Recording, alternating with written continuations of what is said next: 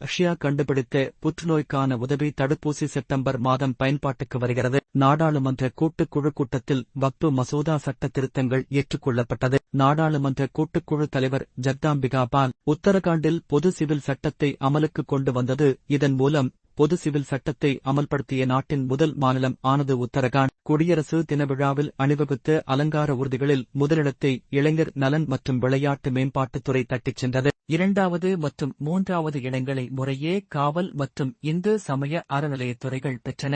2024ஆம் ஆண்டின் சிறந்த டெஸ்ட் வீரராக ஜஸ்பிரீத் பும்ரா தேர்வு செய்யப்பட்டுள்ளார். 38வது தேசிய விளையாட்டுப் போட்டிகளை பிரதமர் இன்று டேராடூனில் துவக்கி வைக்கின்றார். மும்பையில் நடைபெற்ற ஐபி தொழில்நுட்ப மாநாட்டில் 7 விருதுகளை சிட்டி யூனியன் வங்கி வென்றது. 2024ஆம் ஆண்டுக்கான சிறந்த ஒருநாள் வீராங்கனை விருதை வென்றார் ஸ்மிருதி மந்தனா. மேலும் இதுபோன்ற செய்திகளுக்கு எங்களின் இன்ஸ்டாகிராம் பக்கத்தை பின்தொடரவும். நன்றி.